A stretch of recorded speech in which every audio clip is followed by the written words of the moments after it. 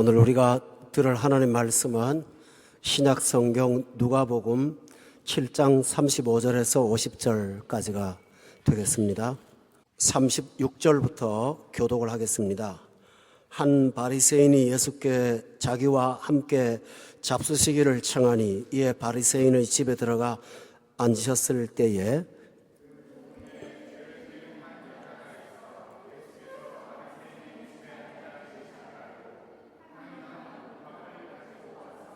예수의 뒤로 그 발 곁에 서서 울며 눈물로 그 발을 적시고 자기 머리털로 닦고 그 발에 입 맞추고 향유를 부으니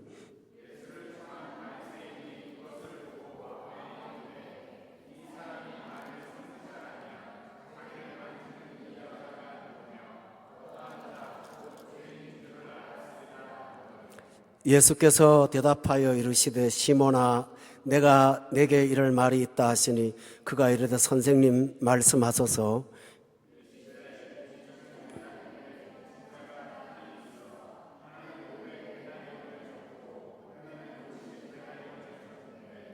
갚을 것이 없으므로 둘 다 탕감하여 주었으니 둘 중에 누가 그를 더 사랑하겠느냐?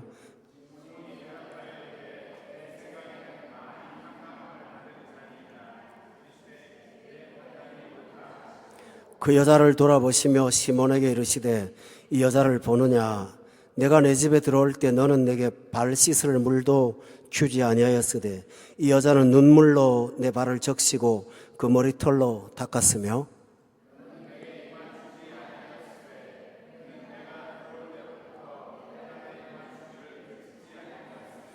너는 내 머리에 감람유도 붓지 아니하였으되 그는 향유를 내 발에 부었느니라.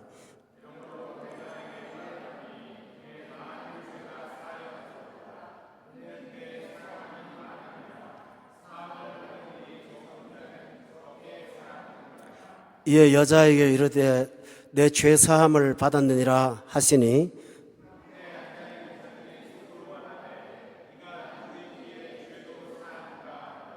다 같이 읽겠습니다. 예수께서 여자에게 이르시되 내 믿음이 너를 구원하였으니 평안히 가라 하시니라. 아멘. 오늘 여러분하고 제가 읽은 성경에 보면 예수님하고 바리새인 한 사람하고 그 다음에 그 집에 찾아온 여자 이렇게 세 사람이 나옵니다. 여기 나오는 바리새인은 예수님을 식사 초대한 사람입니다. 성경 신약에 보면 예수님께 밥을 한번 사드린 사람은 딱 이 사람 하나밖에 없습니다. 특별한 사람이죠. 그런데 예수님을 찾아온 여자가 하나 있습니다. 본문 37절에 보면 그 동네에서 죄를 지은 한 여자라고 기록되어 있습니다. 어떤 죄인지 죄목에 대한 특정한 내용은 나오지 않습니다. 그렇지만 사람의 인륜이나 도덕으로는 용납 못할 어떤 범죄를 저지른 사람인 것 같습니다. 그런데 시대적인 상황을 조금 이해하셔야 되겠습니다. 요즘처럼 여성들이 자율적으로 쾌락이나 타락을 쫓아갈 수 있는 그런 시대가 아니었습니다.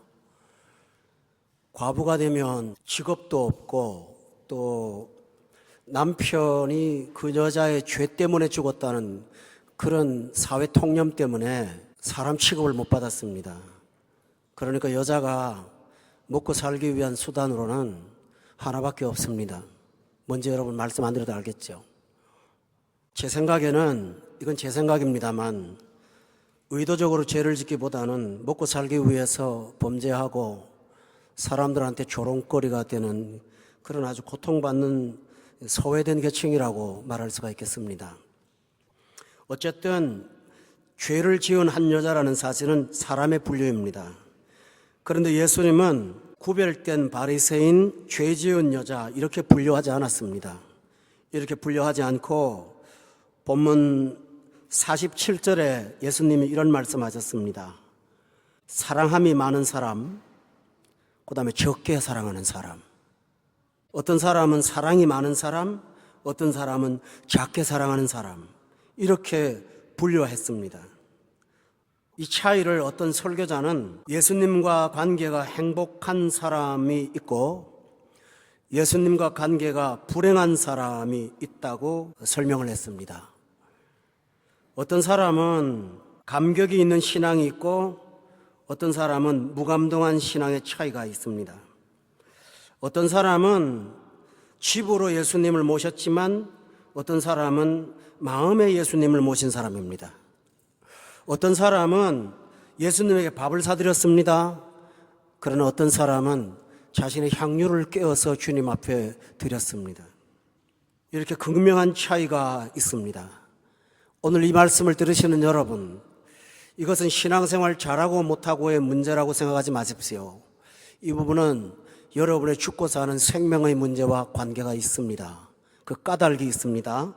누가복음은 역사가 누가에 의해서 치밀하게 기록된 성경입니다.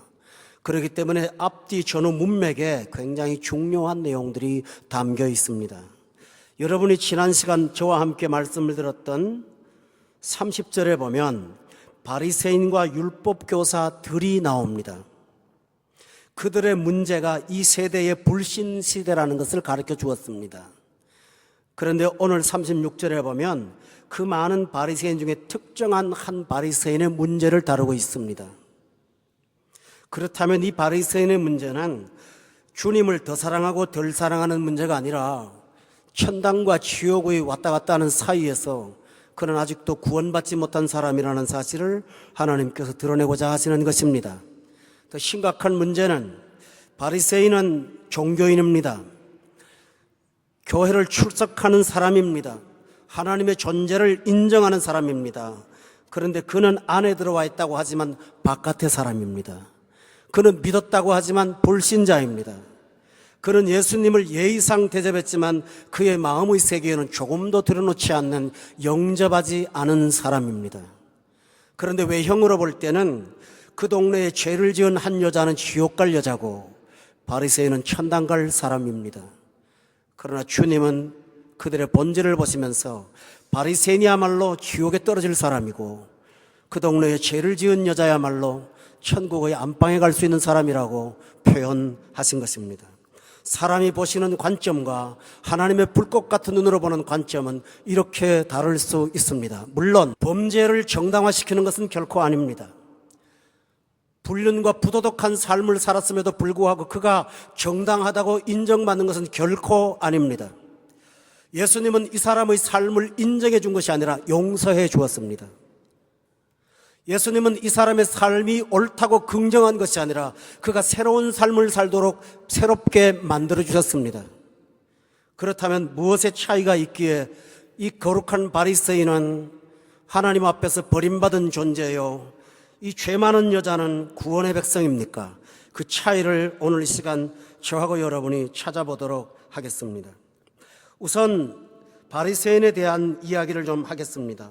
본문 44절에 보면 그 여자를 돌아보시면서 시몬에게 말씀합니다. 이 여자를 보느냐? 내가 너의 집에 들어올 때 너는 내게 발 씻을 물도 주지 아니하였다. 이 여자는 눈물로 내 발 적시고 그 머리털로 닦았다 라고 했습니다. 유대 사회에는 계급 사회입니다. 신분이 높은 주인이 있고 아랫사람인 종이 있고 천민이 있습니다. 그리고 동등한 친구가 있습니다.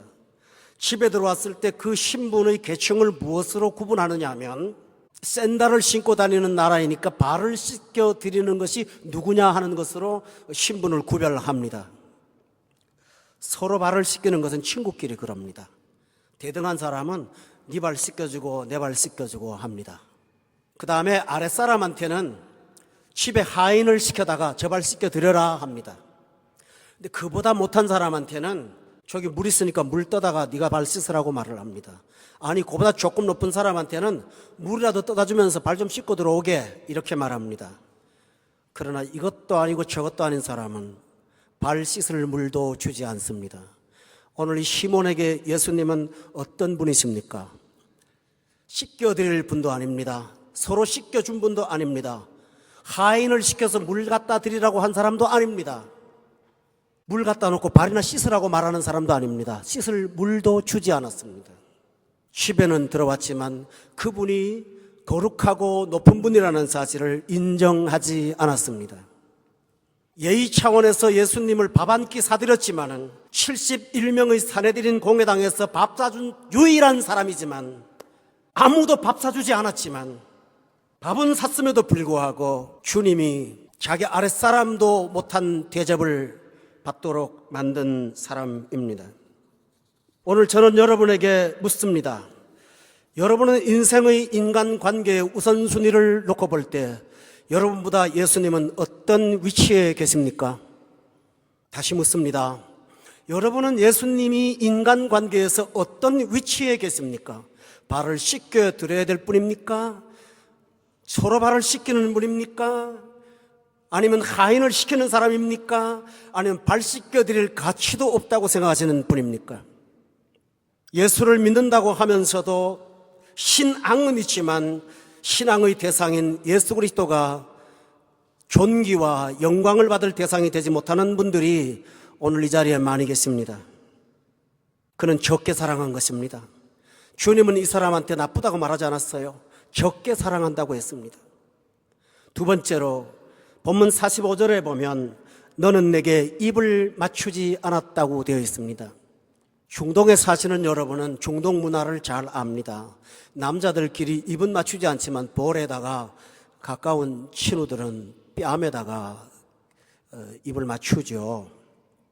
낯선 남자들끼리 어떻게 볼태기에다가 입을 맞춥니까? 난 징그러워요. 그런데 그게 이 나라에서 친밀감을 고백하는 가장 적극적인 표현입니다.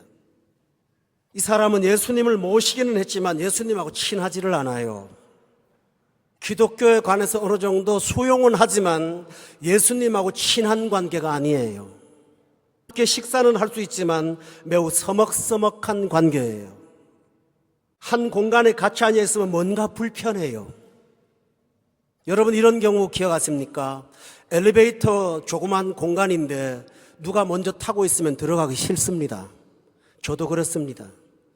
나 타고 있는데 그 사람도 들어오기 싫습니다. 참 불편한 관계입니다. 똑바로 쳐다보고 있자니 그렇고 돌아서고 있자니 그러니 벽만 쳐다보는 데가 엘리베이터입니다. 얼른 내가 도착할 층에 빨리 도착하기를 바라는 엘리베이터는 아주 불편한 공간입니다. 왜 그럴까요? 그 안에 있는 사람하고 나하고 서먹서먹한 관계이기 때문입니다. 여러분이 엘리베이터 안에서 예수님을 만난 것처럼 주님은 여러분에게 서먹서먹한 관계이십니까? 어떠십니까?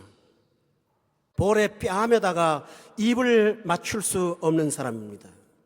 그러나 찬송가에 보면 주님을 진짜로 아는 사람은 이렇게 찬양합니다. 주 없이 살 수 없네 죄인의 구주요. 주여 지난밤 내 꿈에 배었으니 그 꿈 이루어 주소서. 예수 내 친구, 예수 내 사랑, 온 천지가 변해도 난 그분을 사랑하네. 그러니 그 찬송가가 마음에 와닿지를 않습니다. 찬송가 부르다가 찬송가가 은혜가 안 된다고 복음성가로 바꾸자고 합니다. 그랬더니 복음성가에 보면 예수 내 사랑, 사랑만 해도 내 사랑, 그래 사랑 저래 사랑하니 그것도 안 됩니다. 바꾼다고 될 일일까요?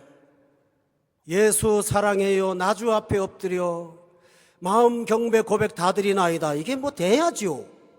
음악의 장르를 바꾼다고 교회가 은혜로울까요? 여러분이 주님 앞에 입을 못 맞추는데 어떻게 그 관계가 돌아오겠습니까? 오늘 혹시 여러분 그런 분들 아니십니까? 세 번째로 그는 감람류도 붙지 않았다고 했습니다. 본문 46절에 보면 너는 내 머리에 감람류도 붙지 아니하였으되 그는 향유를 내 발에 부었느니라. 지금처럼 샤워 시설이 잘 되어 있는 세월이라면 먼 길 오시는 손님은 샤워부터 좀 하도록 부탁을 드릴 겁니다. 그러나 그런 시설이 없는 고대에는 땀에 쩔어 있는 이 간장따리 냄새 같은 몸의 냄새를 없애기 위해서 귀한 손님이 오면 향수를 몸에다가 발라드립니다. 그런데 너무너무 가난한 사람들이 어디 향수가 있습니까? 지금은 화학 향수가 있어. 샤넬 파이브도 있고 뭐도 있고 있어. 난 그거 하나밖에 모르니까요. 그러나 옛날에는 향수라는 것이 짐승의 몸에서 나온 추출물들이니까 아주 고가입니다. 비싸요. 그러니까 중산층이나 하류층의 집에서는 똑같은 부잣집이지만 아주 귀한 사람한테는 한 방울 쓰고요. 낮은 사람한테는 집에서 부침개 부쳐 먹는 기름, 올리브 기름을 갖다 부어주는 겁니다. 그거라도 부어요. 고소한 냄새 나라고. 참 답답하지요. 여러분 누가 저희 집에 왔는데 제가 올리브 기름 갖다가 머리에 부으면 좋으시겠습니까? 그런데 그거라도 하는 것은 무엇입니까? 나 드릴 건 없지만 이거라도 좀 드리고 싶어요. 그 마음의 표현입니다. 그런데 이 사람은 예수님이 들어왔을 때 주님 말합니다. 올리브 기름도 나한테 부어주지 않았다고요. 이런 사람이 어떤 사람입니까? 주님 앞에 귀한 것 집에 있어요. 그런데 그거 드리고 싶지 않아요. 인색하고 시간도 드리기가 싫어요. 계산적으로 신앙생활을 해요. 여러분 잘 들어보세요. 어떤 분이 그런 말 하거든요. 주님의 것을 계산할 때는 내 것 다 계산하고 남은 걸로 주님께 하려고 하는데 남는 게 없어요. 내 시간, 인생 계획, 스케줄 다 잡아놓고 보니까 주님 앞에 갈 시간이 없어요. 어느 날은 비는데 그 주간은 너무너무 피곤했어요. 좀 쉬어야 돼요. 내 몸뚱이가 더 귀해요. 난 몸뚱이라고 그랬어요. 너무 더운 날은 더워서 못 가고 추운 날은 추워서 못 가고 비 오는 날은 비 와서 못 가고 여러 가지 조건에 맞아야 되는데 그게 안 돼요. 이런 사람 감남류도 붙지 않는 사람입니다. 제가 이 말씀을 제 얘기가 아니라 성경에 나온 얘기입니다. 이 말을 왜 제가 굳이 말씀을 드리냐면 이 사람이 신앙생활이 행복하지가 않다는 거예요. 자, 예수님 앞에 나오면 서먹서먹하죠. 누워서 은혜 받았다고 하는데 뭐 은혜는커녕 뭐가 느껴지질 않죠. 얼른 이 시간 좀 끝났으면 좋겠는데 오늘따라 설교가 왜 이렇게 기는지 몰라. 교인들 만나서 막 반가운 참으 이거 막 어좀 가기도 그렇고 오기도 그렇고 엉거주춤 그렇죠. 신앙생활하는 게 요즘 말로 하면 요즘 현대애들은 뻘쭘한 거예요. 뻘쭘. 이거 뭐 어떻게 하지를 못하는 거. 그러니 평안이 없어요. 사랑하지 않는 관계에 예절을 치러야 되니까 얼마나 그게 스트레스가 됩니까? 신앙생활이 그 사람들한테 기쁨이건커녕 평범한 안식도 안 되는 거예요. 그리고 언제나 단어 속에 뭐가 떠오릅니까? 부담이 되는 거예요. 안 갈 수도 없고 갈 수도 없고 이런 부담이 계속 다가오는 거예요. 여러분 그 사람이 나쁜 사람은 아니에요. 그러나 따라합시다. 적게 사랑하는 자. 따라해보세요. 적게 사랑하는 자. 왜 도대체 이런 문제가 어디서 일어나는 겁니까? 첫째로 예수님은 이렇게 말씀하셨습니다. 47절에 보십시오. 사함을 받은 일이 적은 자는 적게 사랑한다고 되어 있어요. 이게 어떤 뜻이냐 하면요, 사함이라고 하는 것은 본인이 죄인이라는 의식이 있어야 되잖아요. 근데 하나님이 적게 해줬다 그게 아니고요, 나는 너무나 큰 문제를 갖고 있는 죄인이 아니야.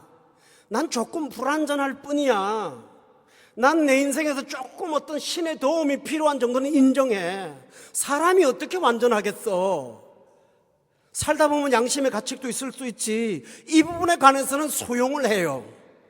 자기가 용서받을 부분이 별로 많지가 않아요. 그래서 적게 사함을 받는 거예요. 그래서 적게 사랑한다고 그랬어요. 다시 말하면 자신이 죄인이라는 의식이 없어요. 불완전한 사람이라는 의식은 있어요. 그러나 하나님 앞에 쓸모없는 죄인이라는 사실을 조금 더 의식하지 못해요. 그래서 예수님은 하도 답답하니까 이 사람을 데리고 비유를 말씀하십니다. 어떤 돈이 많은 사람이 돈 없는 사람한테 빌려준 돈이 있는데 한 사람은 50데나리온을 꿔갔고 한 사람은 500데나리온을 꿔갔다고 했어요. 여기서 한 데나리온은 노동자 하루 일당을 말합니다. 그러니까 51분 빌려간 사람, 501분 빌려간 사람입니다. 여러분 잘 들어보세요. 지금은 은행에 있어서 돈 좀 모아가지고 갖다 갚을 수가 있습니다. 그러나 옛날 사람들이 51분 일당을 모아서 갚는다는 거 불가능합니다. 이해가 되십니까? 그러니까 50이나 500이나 못 갚는 거는 똑같다 그런 얘기입니다. 어떤 사람 작은 죄 지었습니다. 어떤 사람 많은 죄 지었습니다. 어떤 사람 죄에 대한 의식도 없습니다. 그러나 여러분이 어떠한 문제가 있든지 여러분 스스로는 그 문제 해결할 수가 없다는 것이 예수님의 선포입니다. 50데나리온 잘못했다고 바꿔 말할까요? 제가 하얀 와이셔츠를 입었습니다. 이 옷깃에 잉크가 한 방울 떨어졌다고 입고 나오고 밑에 한 바가지 떨어지면 안 입고 나올까요? 못 입기는 마찬가지입니다. 여러분이 잘 드시는 갈비탕 한 그릇에 머리카락 10개 빠지면 안 드시고 1개 빠지면 드십니까? 못 먹습니다. 사람은 똑같습니다. 그런데 그는 자신은 50데나리온 정도의 사람이라고 생각하는 것입니다.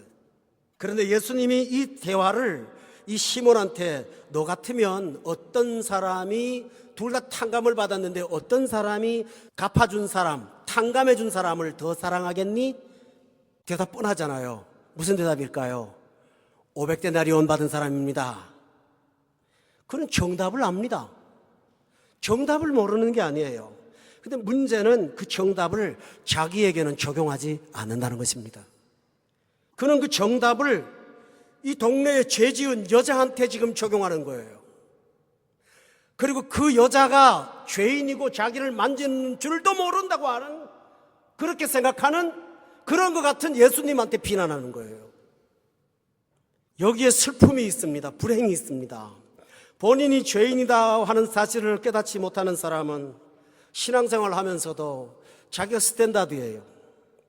교회에 와서 눈에 암조금만 보이는 거예요. 저 사람은 저래서 나쁘고 이건 이래서 문제고 저 목사는 저게 문제고 교회는 이게 문제고 끝없이 문제만 보이는 거예요. 그러니 신앙생활 하면서 은혜 받으러 와서 장미를 봐야 되는데 가시만 보이니 마음에 평안이 있겠습니까? 신앙생활에 영적으로 도움이 되겠습니까? 여러분, 그렇게 오랜 세월을 굳어 있으면서 누구도 그 사람의 아집을 건드리지 못하는 불행한 사람이 될 수 있습니다. 할렐루야! 이해가 되십니까, 여러분요? 저는 본문을 순서대로 타고 가는 사람이에요. 그러니까 오늘 누구를 두고 말한다고 여러분 오해하지 마세요. 전혀 성령께서 여러분이 하는 말씀을 듣기를 바랍니다. 설교를 들으면 나하고 적용하는 것보다는 아이고 오늘 안 나온 아무개가 오늘 꼭 들었어야 되는 건데, 이 설교 듣다 맞아 내 남편 집에서 그러잖아, 아유 그거야, 이 설교를 좀 들었으면 얼마나 좋아. 그런 정답을 알아요. 그러나 남한테 말하는 겁니다. 이런 사람일수록 상당히 모든 삶을 일반화시킵니다. 자기 삶은 개별화시킵니다. 이게 무슨 말인지 압니까? 내가 잘못하면 나는 인생에 이런 아픔이 있어서 이 부분은 요래, 이 부분은 저래 하고 자기에 대해서는 세밀하게 개별화시키지만은, 어떤 사람이 잘못하면 한국 사람 다 그 모양이잖아, 목사들 다 그렇잖아, 교회 가봐야 똑같은 거야, 전부 획일화 일반화시키면서 몽땅 떨이로 시킵니다. 그래서 한국에서 학교 공부 조금 한 거 가지고 수천 년 기독교 역사를 깡그리 무시합니다. 여러분, 기독교 역사 가운데 사상가나 신학가들 중에는 천재적인 자들이 굉장히 많습니다. 그런데 그들의 천재적인 삶의 학문의 결과들을 그 앞에 가면 아무것도 아닌 무용지물이 되고 마는 것입니다. 수천 년의 역사와 기독교의 전통과 아름다운 교리의 이 건전한 발전들이 그 앞에 가면 아무것도 아닌 것이 되는 교만한 사람이 될 수가 있습니다. 성도 여러분, 여러분이 하나님을 그렇게 부정한다면 어디 가서 여러분이 요구하는 안식을 얻을 수가 있을까요? 어디 가서 여러분이 필요한 용서를 구할 수가 있을까요? 그래서 여러분이 불행한 사람이 되는 것입니다. 이해가 되십니까? 진짜 중요한 문제는 이 사람한테 무슨 문제가 있냐면요, 본문 39절에 보세요. 심각한 문제가 하나 있습니다. 그게 뭐냐 하면, 예수를 청한 바리새인이 그것을 보고 마음에 이르되 이 사람이 만일 선지자라도 됐다면, 이게 무슨 말입니까? 선지자보다도 못한 존재다. 예수님이 누군지를 모르는 거예요. 근데 성도 여러분, 많은 성도들이 정말 오해하는 게 하나 있습니다. 예수님은 기본적으로 아는 거고 다른 걸 모르는 거예요. 예수님에 대해서는 기본적으로 깔고 창세기 6일이 600년인지 600만 년인지 고생대를 말하는 거지, 신석기 말하는 건지 구석기 말하는 건지 그거나 모르겠다 그러는 거예요. 예수님은 기본적으로 아는데 요한계시록에 나오는 어떤 상징의 666이 뭔지 다 그거 모르겠다, 그런 얘기예요. 그러나 실제로 사람들을 대해보면 모두가 다 예수님을 잘 몰라요. 진짜 몰라요. 아니, 예수 얘기를 안 해요. 제가 성경 공부반을 여러 번 인도하지만 진지하게 앉아서 예수님이 누구신가를 질문하거나 그걸 토의하는 경우를 33년 목회에 한 번도 경험하지 못하고 있어요. 오늘 이 시간에는 저들이 예수님을 좀 발견했으면, 궁금했으면 했지만 그들은 그게 아니에요. 난상 토론이 벌어지지만 그 속에 예수는 빠져 있더라고요. 이만큼 예수님 앞에 가는 건 굉장히 큰 난제입니다. 49절에 보세요. 49절에 보면 예수님이 앞에 있는데도 함께 앉아있는 자들이 속으로 말하되 저 사람 누구야? 저 사람이 누구야? 어떻게 죄도 사한다는 큰소리를 뻥뻥 치고 있어? 34절에 보십시오. 인자는 와서 먹고 마시며 너희 말이 보라 먹기를 탐하고 포도주를 즐기는 사람이요 세리와 죄인의 친구로다 하면서 오해를 하고 있습니다. 심각한 진짜 가슴 아픈 얘기 뭔지 압니까? 19절에 보세요. 요한이 그 제자 중 둘을 불러 주께 보내어 이르되 오실 그분이 당신입니까? 누가 지금 예수를 모르고 있는 겁니까? 예수님이 오기 6개월 전에 이 세상에 태어나서 예수님을 전하면서 일생을 살았던 세례 요한이 감옥에 들어가서 예수님 누구십니까? 정말 당신 맞아요? 묻고 있어요. 성도 여러분, 저를 주목해 주세요. 여러분이 정말 예수 압니까? 성경은 그분이 측량할 수 없는 하나님의 영광의 신성이 육체로 거하시는 분이라고 말합니다. 그분은 하나님의 영광의 본체이십니다. 만물의 근원이십니다. 만물의 목적입니다. 만물의 종착역입니다. 그로 말미암아 존재하고 그를 통하여 존재하고 그를 위해서 살고 있는 것이 우리입니다. 예수 그리스도가 누구이십니까? 하늘의 하늘이라도 그를 다 표현할 수 없는 분이요 영광의 영광이 그릇이라도 그분을 다 감당할 수 없는 분이십니다. 예수님이 탄생하는 그날 밤 하늘에서는 천군과 천사가 찬양했고 별들이 움직였고 땅이 흔들렸습니다. 예수님이 십자가에 달려 돌아가시는 날 오후 3시에 예루살렘은 큰 지진이 일어나면서 무덤이 터지기 시작했습니다. 여러분, 이분이 누구십니까? 죽은 자를 살리시고 보리떡 5개와 물고기 2마리로 5,000명을 배불리 먹이시고 썩어서 냄새나는 시체를 갖다가 건져내시는 이 영광의 분을 여러분이 다 아신다고 자신하십니까? 정말 예수님 아십니까? 저는 매일매일 성경을 보고 있지만 아직도 예수님을 다 모릅니다. 그분의 기본은 압니다. 그러나 그분의 깊이와 넓이와 높이와 넓이를 저는 다 감당하지 못합니다. 그래서 성경을 쓰는 바울 사도도 측량할 수 없는 그리스도의 풍성이요 이 비밀을 커도 다 경건의 비밀이요 그는 이렇게 고백했습니다. 그런데 여러분, 예수님 아십니까? 예수님은 기본으로 알고 그 다음부터는 복 받는 것 생각하고 교회 문제 생각하고 합니다. 정말 여러분이 예수님을 아십니까? 기적을 보고도 예수님을 모릅니다. 보리떡 5개하고 물고기 2마리를 배불리 먹은 청중들이 예수님을 구원자로 알았을까요? 아니에요. 붙잡아서 임금 삼으려고 그랬어요. 아시죠? 맞나요? 틀리나요? 그렇잖아요. 오늘 본문 16절에 보세요. 거기 보면 예수님이 죽은 아이를 살렸잖아요. 나인성에서. 그랬더니 기껏 한다는 말이 모든 사람이 두려워하며 하나님께 영광 돌려 이르되 큰 선지자가 우리 가운데 일어났다고 그러고 말아요. 기적을 죽은 자가 살려놔도 예수를 몰라요. 이게 사람입니다. 성도 여러분, 예수님은 지성으로만 아는 게 아닙니다. 그분이 어렵다는 게 아니에요. 우리의 이성과 지성을 초월하시는 능력이 있는 분입니다. 우리가 갖고 있는 사랑의 사이즈를 넘어서는 분입니다. 우리가 가지고 있는 깊이와 사랑의 능력을 넘어서는 분이십니다. 우리가 일찍이 그분을 감당해보지 못했고 만나보지 못한 분이에요. 그래서 C.S. 루이스라고 하는 콜롬비아 대학 교수는 이런 말을 했습니다. 우리가 일찍 들어보지 못한 천국의 멜로디요, 맡아보지 못한 향기요, 꿈꿔보지 못한 현실이라고 예수님을 그렇게 소개한 적이 있습니다. 그래서 신앙생활의 극치가 여기 있습니다. 예수님을 알아갈수록 더 황홀하고 더 놀랍고 더 찬란한 것입니다. 신앙생활의 깊이가 여기 있습니다. 어제 알았던 예수보다 오늘 안 예수가 더 좋고 오늘 안 예수보다 내일 안 예수가 더 좋고 내일 안 예수보다 모레 아는 예수가 더 많은데 바울 사도는 3층천에 끌어올라가서 뭔가 보기는 봤는데 인간의 언어라는 한계로 그걸 표현할 수가 없다고 성경은 그렇게 말하고 있습니다. 사람의 언어는 대단히 한계가 있습니다. 그걸 갖고 다 표현을 못하겠다고. 우리 따라합시다. 태초로부터 계신 말씀, 이분이 곧 하나님. 어떻게 설명하실래요, 여러분? 그런데 여러분이 예수님을 아십니까? 오늘 이 자리에서 나는 예수님 좀 알아, 내 남편이 모르는 거야, 그부터 내려놓으시기 바랍니다. 그래야 여러분한테 예수님이 발견될 줄로 믿습니다. 나 다 알아 그러는데 어떻게 합니까? 그죠? 예수를 모르니까 체험에 매달리는 거예요. 예수의 만족이 안 되니까 다른 거에 쳐다보는 거예요. 빌립이라는 제자 아시죠? 예수님 앞에 놓고 하는 말이 좀 하나님 보여주세요. 나 그러면 만족하겠습니다. 예수 앞에 놓고 만족 못해요. 그러니까 엉뚱한 거 쳐다보는 거예요. 이상하게 하늘에서 뭔가 빛 한번 번쩍 오잖아요. 야, 이거 대단한 거다. 아니요. 체험이 사람을 바꾸지 못해요. 여러분에게 동기는 줄 수가 있어요. 오늘 이 예배 말씀 듣고 나서 한국으로 가실 분들 많이 있어요. 그런데 여러분들 그동안 우리 교회에서 경험하지 못한 영적인 체험이 뭐야? 어디 가면 그런 거 있어? 다녀보세요. 사기꾼들 득실합니다. 예수 아닌 거 다른 거 가르쳐주는 거. 이분의 문제는 뭘까요? 앞에 있는 예수님을 집에 모셔놓고 그분이 누군지를 모른다는 거예요.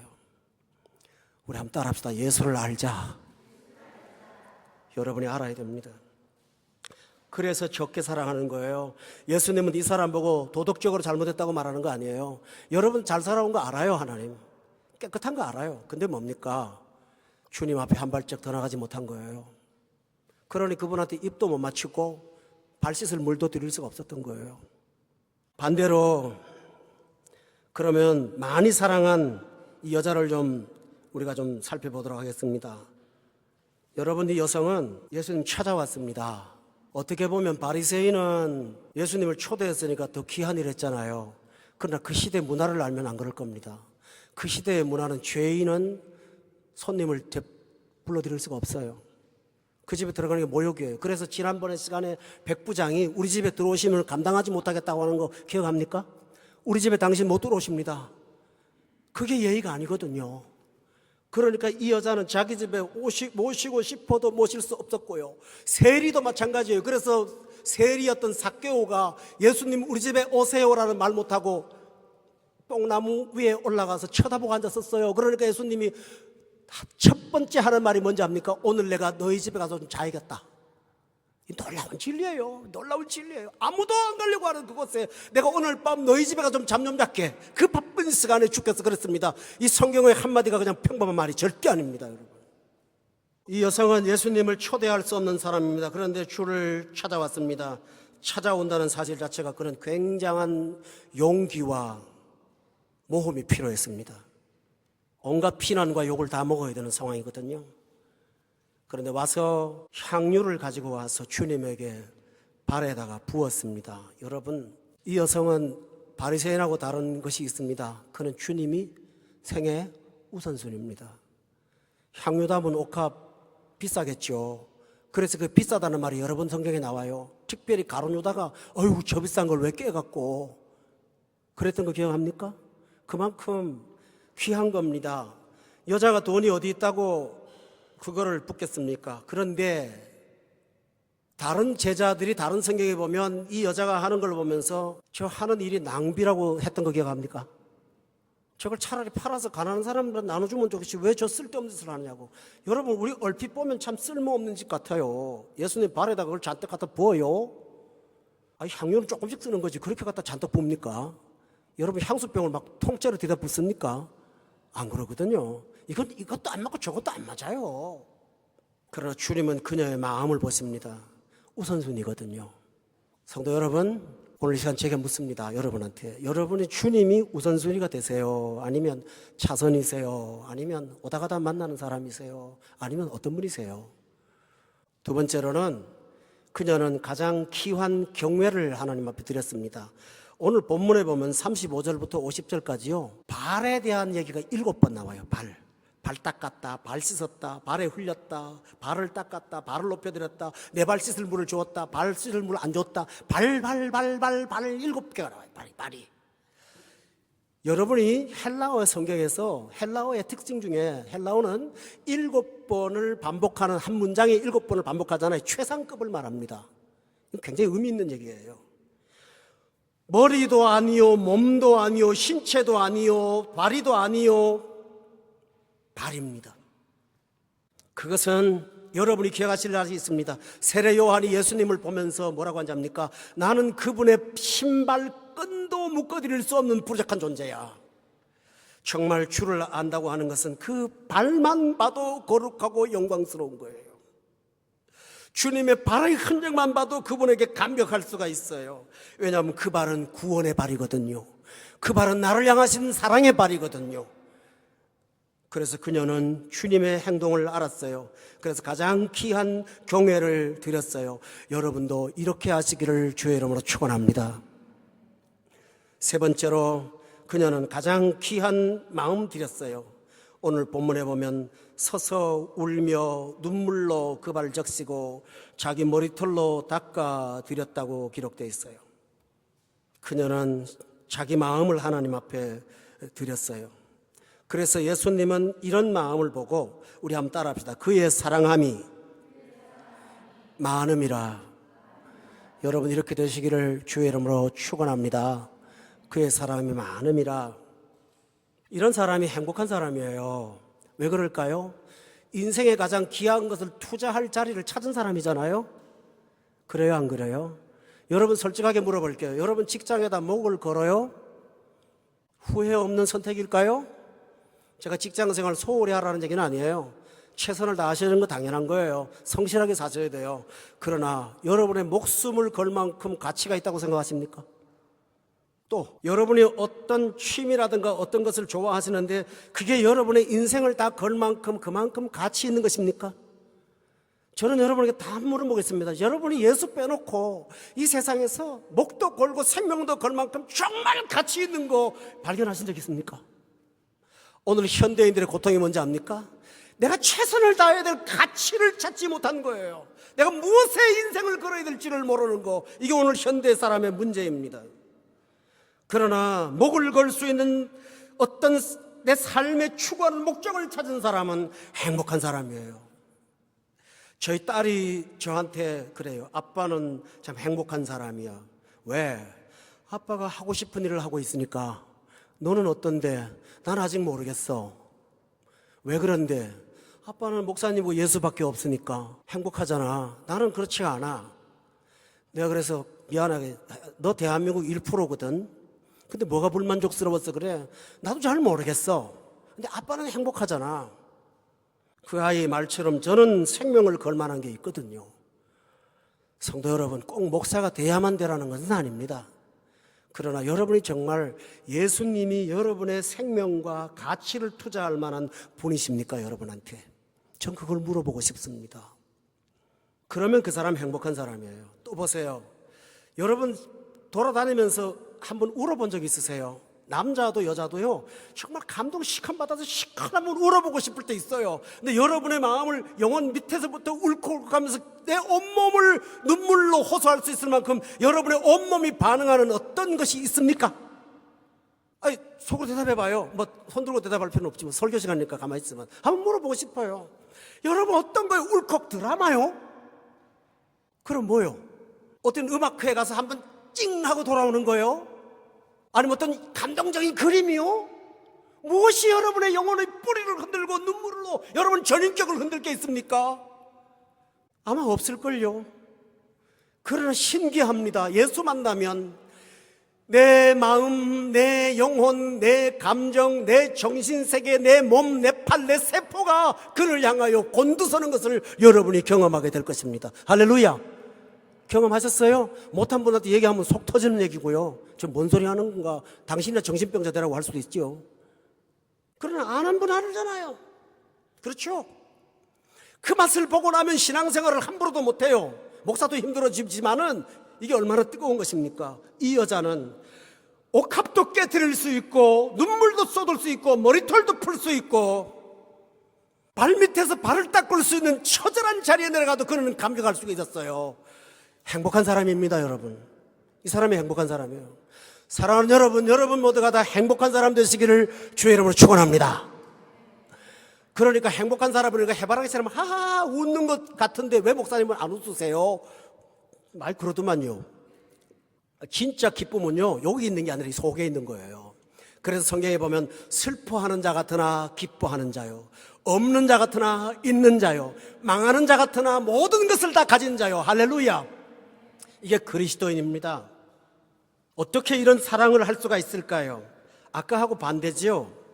자신이 죄인이라는 사실을 깊이 알고 있는 사람입니다. 나는 500데나리온 탕감받은 사람이라는 사실을 알고 있습니다. 그 동네에서 손가락질을 받았기 때문에 그녀는 자신이 죄인이라는 사실을 어렵사리 않게 알 수가 있었습니다. 여러분, 우리가 성경 말씀으로 죄인이라는 사실을 못 깨달으면 어느 날 어떤 사건을 통해서 여러분이 얼마나 형편없는 사람이라는 것을 발견하게 될 줄로 저는 믿습니다. 여성도들 성경 공부 때 말했습니다만 미국에 유명한 아주 훌륭한 목사님이 계세요. 그분은 누구나 다 존경하는 분입니다. 그런데 그분이 자기가 죄인이라는 것에 와닿지 않아서 너무 힘들었대요. 성경은 가르치지만 성경의 원리들은 다 아는데 뿌리 깊이까지 내가 막 떨릴 정도로 자기가 죄인이라는 사실을 잘 몰랐다는 거예요. 그런데 모시고 사는 늙은 아버지가 계세요. 근데 아버지가 너무너무 훌륭한 분이었대요. 어릴 때부터 아이를 사랑하고 온 집을 다스리는 정말 참 존경스러운 분이랍니다. 그런데 어머니 돌아가시고 나서 이 어른이 치매가 걸렸어요. 아버지를 모시고 사는데 눈이 내려서 바깥에 막 추워서 꽁꽁 얼어붙는데 새벽에 한두 시가 돼가지고 들어갔다 나갔다 밤에도 10대번씩 하는 거예요. 정신이 없으니까. 그러니까 자다가도 깨가지고 아버지 들어오세요. 이거를 한 달, 두 달 하는데요. 나중에는 짜증이 나서 막 폭발을 할 지경이 된 거예요, 가족들이. 그러다가 문 밖에 나가는 아버지를 발로 걷어찼답니다. 너무 화가 나가지고. 그리고 아버지가 살려주세요, 미안해요 아저씨 하고 울더라는 거예요. 그런 아버지를 침대에다 모셔놓고 그날 밤에 목사의 서재에 들어가서 자기 자신이 얼마나 험악한 존재인가를 깨달았대요. 거기서 무릎을 꿇었대요. 하나님 앞에 살려달라고요. 내 아버지가 치매로 정신을 못 차리는 제 존경받는 분을 배를 걷어차는 이 자식이 목사예요. 하나님 나 용서해 주세요.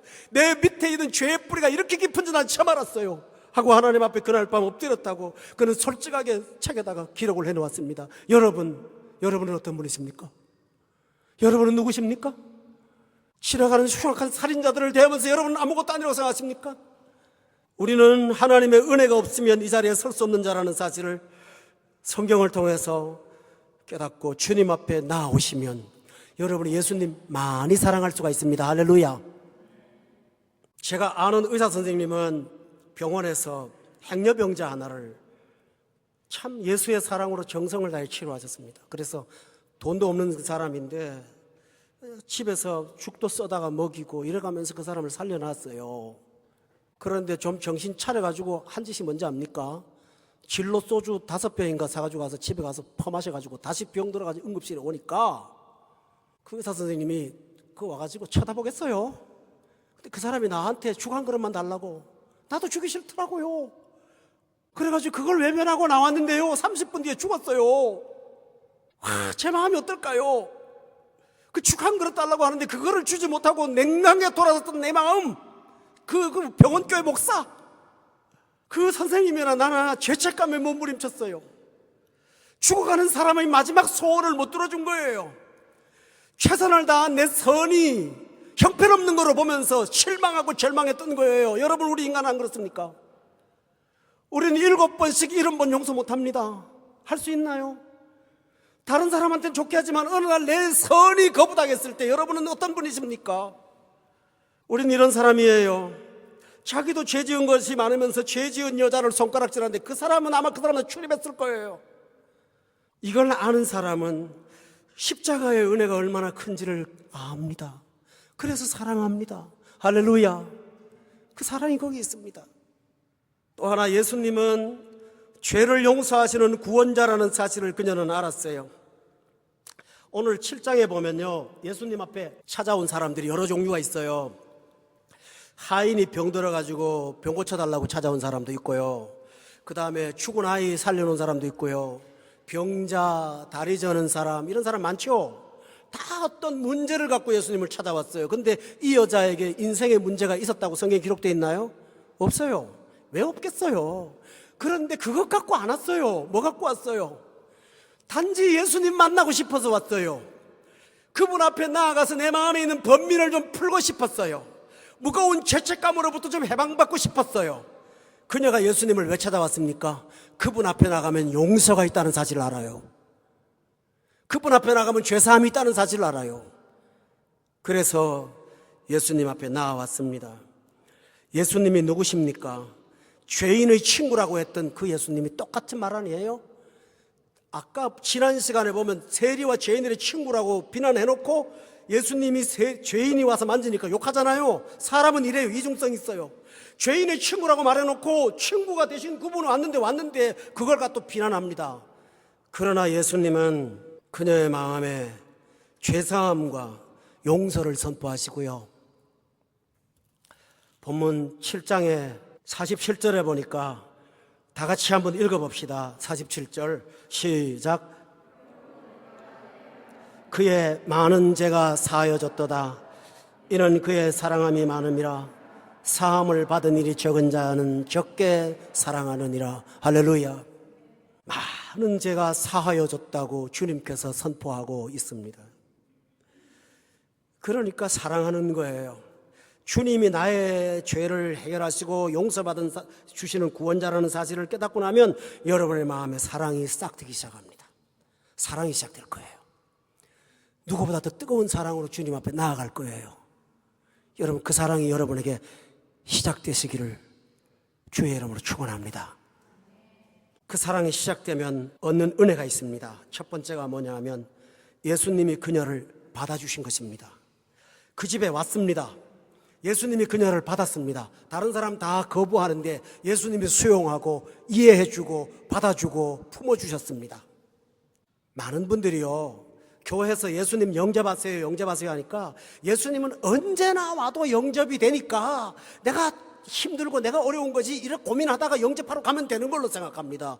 그러나 탕자의 비유를 보세요. 탕자가 죄를 알았을 때는 내가 예수님을, 하나님을 영접해야지가 두려운 게 아니에요.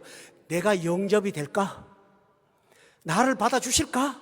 내가 예수님을 받는 것이 아니라 나라는 사람을 아버지가 받아줄까? 못 받아준다면 품꾼의 하나 정도로 받아줘도 좋겠어. 그는 그렇게 생각했죠. 오늘 여러분들은 기억하시기 바랍니다. 지금 성경에 통해서 복음을 전하는 분들이 여러분한테 예수님 영접하세요 이렇게 말합니다. 그러나 여러분이 두려워해야 될 사실이 있어요. 주께서 나를 받아주실 수 있을까? 어떤 사람들이 선지자 노릇도 하고 병도 고치고 귀신도 쫓아냈다고 말하면서 주여, 우리가 주의 이름으로 그런 일을 했습니다. 예수님이 마지막 날 말씀하시기를 너희가 누구냐? 나는 너희들 몰라. 주님이 그들을 거부했어요. 교우 여러분, 예수님께서 나를 영접하라고 여러분에게 간청할 때가 얼마나 큰 복이요, 얼마나 큰 기회라는 사실을 여러분이 아시기 바랍니다. 마지막 날 가장 큰 감사는 주님이 여러분을 받아주시는 것입니다. 이 여자는 온 세상이 다 거부해도 예수님께서 그녀를 받아주시고 구원을 선포하셨습니다. 여러분 따라합시다. 구원받았노라. 구원을 선포했습니다. 구원받고 갔습니다. 여기 중요한 말이 있습니다. 50절에 보니까 너를 구원했으니까 평안히 가라고 말합니다. 여러분은 진짜 주의 전에 와서 평안을 얻고 돌아가십니까? 아니면 뻘쭘한 어렵고 불편한 시간을 그 견디느라고 힘들게 하다가 돌아가십니까? 어떠하십니까? 참 하나님의 은혜를 아는 사람은 평안의 선물을 들고 집에 가실 수가 있습니다. 그리고 이 평안의 힘이 여러분의 한 주간을 또 살아가는 에너지가 되게 할 줄로 저는 믿습니다. 결론을 말씀드립니다. 기왕의 신앙생활 하시는 거 적게 사랑하지 마세요. 많이 사랑하시기 바랍니다. 그리고 사랑할 수 있도록 주님을 구원자로 알아가시길 바랍니다. 그리고 행복한 신앙생활 하세요. 불행한 신앙생활 하지 마세요. 교회 올 때마다 가지고 가세요. 빈손 가져가지 말고요, 평안을 얻고 돌아가시기 바랍니다. 평안을 가지고 가세요. 그 힘을 가지고 가서 여러분의 삶에서 승리하세요. 기도하겠습니다. 자비하신 아버지 하나님, 하나님의 백성들을 놓고 주의 말씀을 전했습니다. 혹시라도 이 말씀에 마음이 불편하고 거슬리는 사람이 있다면 인간의 말로 받지 말고 하나님의 음성으로 듣게 하여 주시옵소서. 그래서 회개하고 예수 영접해서 많이 사랑하는 자가 되게 하여 주시옵소서. 불행한 신앙생활 하지 말고 행복한 신앙생활 하게 하시옵소서. 이미 주를 아는 사람들이라면 주님께 향유를 드리는 것처럼 나의 옥합을 열 줄 아는 뜨거운 자가 되게 하여 주시옵소서. 주님 때문에 내 온 마음과 영혼이 움직이는 사람이 될 수 있도록 역사하여 주시사 날마다 행복한 신앙생활 하도록 축복해 주시옵소서. 예수님의 이름으로 기도드려 싸움나이다. 아멘.